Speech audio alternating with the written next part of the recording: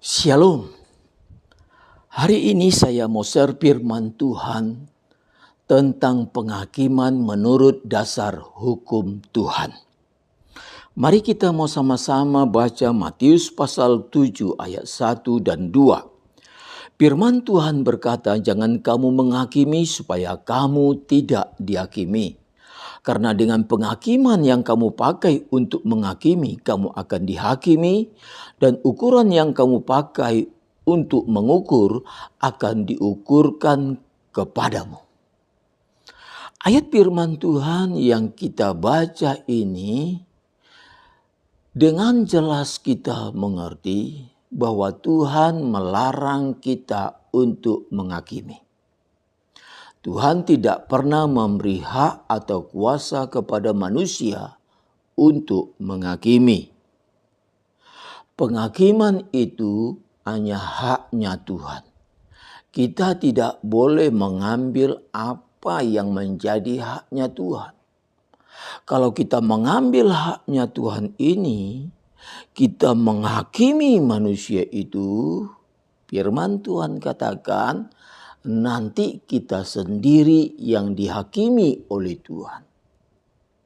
Sangat disayangkan sekali kalau misalnya kita seorang pelayan Tuhan suka menghakimi manusia, sementara banyak orang yang kita khotbah selamat masuk surga, sementara kita sendiri tidak selamat.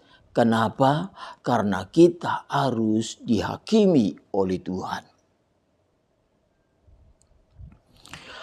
Akhir-akhir ini saya melihat ada seorang hamba Tuhan yang begitu beraninya menghakimi para pelayan Tuhan, para hamba Tuhan. Beliau dengan lantang berkata bahwa gereja karismatik itu palsu, sesat. Pendeta yang mengajarkan memberikan perpuluhan itu pencuri, perampok, penipu.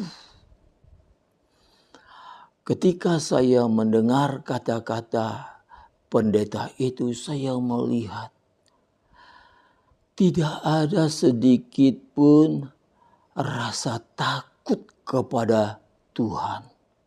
Dia dengan beraninya menghakimi para pelayan Tuhan, menghakimi para hamba Tuhan. Ketika beliau menyampaikan kata-kata itu, saya sebenarnya menunggu apakah ada dasar Alkitabnya. Beliau katakan pendeta itu sesat, pengajaran itu palsu. Tetapi setelah saya tunggu-tunggu, tidak ada dasar Alkitabnya yang dia sampaikan. Kalau beliau menyampaikan kata-kata sesat atau kata-kata ajaran palsu, tidak ada dasar firman, berarti beliau ini berkata-kata dasar apa? Kita nanti jadi punya persepsi yang beda-beda. Bisa saja beliau ini menyampaikan kata-kata sesat, ajaran palsu itu didasarkan kepahitan atau benci terhadap pendeta atau pelayan Tuhan itu. Atau bisa juga orang punya persepsi ini pelayan Tuhan punya masa lalu yang buruk. Mungkin dari keluarga yang buruk, atau mungkin dari pergaulan yang buruk. Jadi kita punya persepsi jadi macam-macam. Tetapi menurut firman Tuhan yang saya baca, kalau kita seorang pelayan Tuhan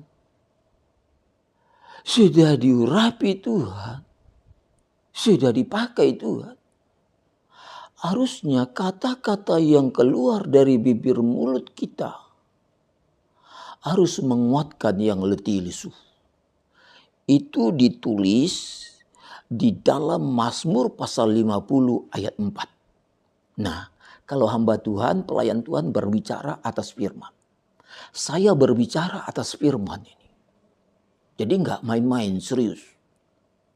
Di firman Tuhan dikatakan dalam Mazmur pasal 50 ayat 4. Kata-kata seorang murid harus menguatkan mereka yang letih lesu. Katakanlah, mungkin saudara dengan menyampaikan itu firman Tuhan mengcover supaya jemaatmu tidak pindah ke gereja karismatik.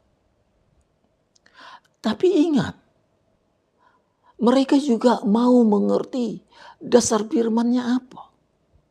Sebab jemaat yang sekarang ini kan kritis. Kita pelayan Tuhan bisa saja ngomong. Tapi kalau tidak ada dasar firmannya, jemaat itu juga akan berpikir, ini pendetaku sehat apa enggak? Ini pendetaku punya masa lalu yang buruk apa enggak? Ini kata-kata pendeta bisa dipegang apa enggak? Jadi orang punya persepsi macam-macam. Di akhir daripada share firman Tuhan ini, saya mau katakan kepada setiap umat Tuhan dan pelayan Tuhan dimanapun kita berada. Coba kita perhatikan setiap kali kita berkata-kata. Sebab kadang kita tidak menyadari ketika kita mengucapkan kata-kata kepada seseorang, kamu salah, kamu salah, kamu salah. Lama-kelamaan, semua orang yang ada di depan mata kita salah. Dan hanya kita sendiri yang benar.